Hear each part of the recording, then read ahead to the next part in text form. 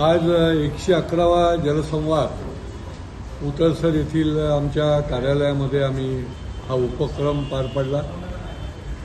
मधल्या काळामध्ये अधिवेशन नसल्यामुळे 11 तारखेपर्यंत आम्ही हा उपक्रम जो आहे तो स्थगित ठेवला होता।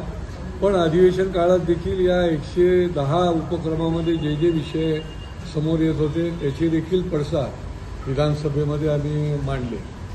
आज देखील अनेक दिवसानंतर पण लोक मोठ्या प्रमाणामध्ये या ठिकाणी आले होते, त्यांच्या तक्रारी घेऊन आले होते आणि त्याच्यामध्ये पुन्हा एकदा SRAची ज्या काही विषय चालू आहे तर ते पुन्हा एकदा ऐरणीवर आले। SRAमध्ये जे बिल्डर काम करतात या बिल्डरच्या पाठीशी SRAच्या अधिकाऱ्यांनी राहता कामा नये आणि त्यांना योग्य वेळेला योग्य पद्धतीने नोटीस पण द्यायला पाहिजे। या ठिकाणी बल्लाळेश्वर SRA प्रकल्प चालू आहे, चांगला आहे, तो अखंडितपणे चालू राहायला पाहिजे। परंतु त्या SRAचा प्रकल्प करत असताना त्या ठिकाणी जे काही काम चालू आहे त्याच्यामुळे आजूबाजूच्या इमारतींना देखील धोका पोचलेला आहे। परंतु बिल्डर हा उन्मत्त आहे आणि त्याच्यामुळे त्या ठिकाणी जी काही वॉल बांधायला पाहिजे ती केली गेली नाही। तिथले रहिवासी आज या ठिकाणी आले होते, ते जीव मुठीत धरून राहत आहेत, कधी पण त्यांच्या बिल्डिंगला धोका होऊ शकतो अशा प्रकारचं त्या ठिकाणी काम चालू आहे आणि त्याच्यामुळे त्याच्यावर कारवाई करण्याच्या संबंधी मी SRAच्या अधिकाऱ्यांना सांगितलेलं आहे। त्याच्याचबरोबर या हिरानंदानीचेही काही पर्यावरणप्रेमी लोक आले होते। बघा की कॉन्क्रीटचं काम कुठे केलं पाहिजे आणि कुठे नको करायला, तर त्यांनी हा विषय घेऊन आले होते की हिरानंदानीमध्ये कावेसर तलाव जो आहे तो अतिशय नैसर्गिक आहे, तिथे विविध प्रकारचे पक्षी त्या ठिकाणी येतात आणि अतिशय चांगल्या पद्धतीने पर्यावरणपूरक असं वातावरण त्या ठिकाणी आहे, ते तसंच राहावं याच्याकरता आणि ही मागणी घेऊन ती मंडळी आली होती।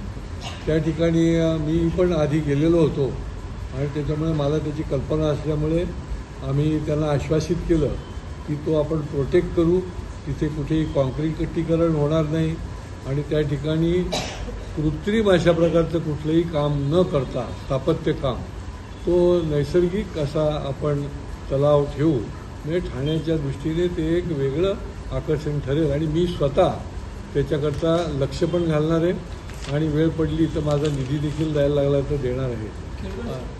गेल्या बऱ्याच दिवसांपासून पावसाच्या अतिवृष्टीमुळे झाडांसह पूर्ण राज्यभरात दिसून आली। मोठ्या प्रमाणात 300 अधिक झाडं जी आहेत ती कोरडण्याचे घडते, कोसळण्याचे घडते, ठिकठिकाणी मार्गिका बंद होत आहे, कुठेतरी वाहतूक नाही। जेव्हा चुकीचं आणि नियोजन शून्य कारभार जेव्हा हाकला जातो त्यावेळेला अशा पद्धतीने आपल्याला त्याला तोंड द्यायला लागतं। बरं, पुढच्याच ठेस मागचा शाळा असंही होत नाही।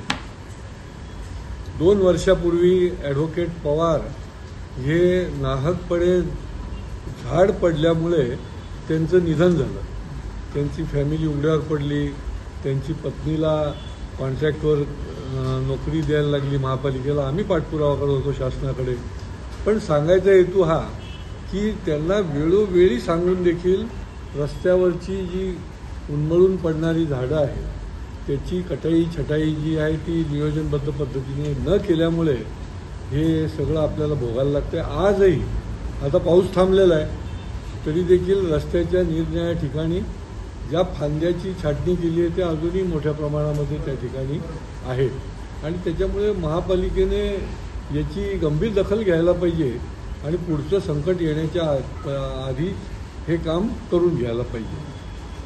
ओके,